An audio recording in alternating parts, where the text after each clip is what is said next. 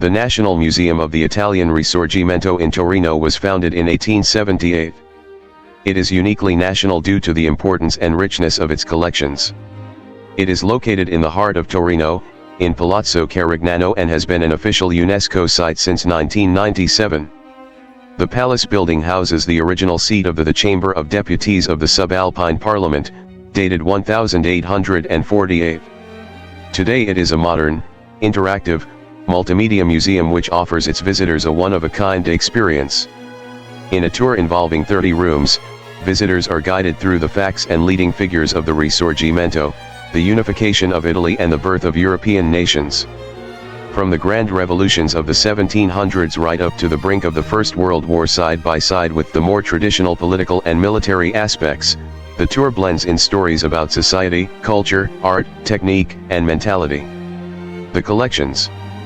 The substantial heritage, partly displayed in the museum tour and partly revalued in temporary exhibitions, is largely held in the iconographic showcase.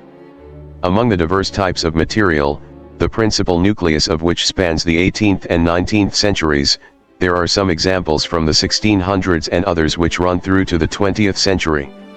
These include, in particular, the collections of iconographic prints, maps, and postcards, as well as the collections of historical photographs and posters.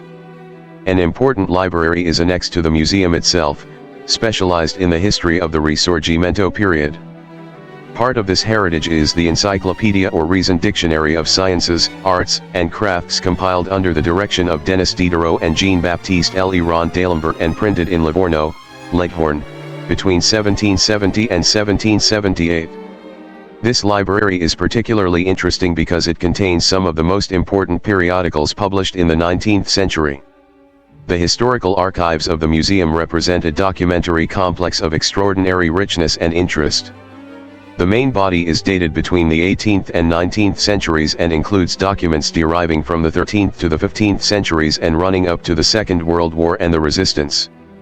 Flanked by authentic archival collections relating to men and women, politicians, soldiers, patriots, families, and institutions, documents are stored which give evidence of the taste for collections from those times.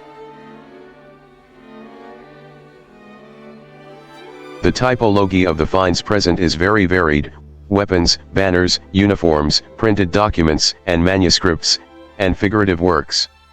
The place of honor is certainly represented by the Chamber of Deputies of the Subalpine Parliament, a national monument since 1898 and the only original example in the world of the parliamentary halls established after the revolutions of 1848.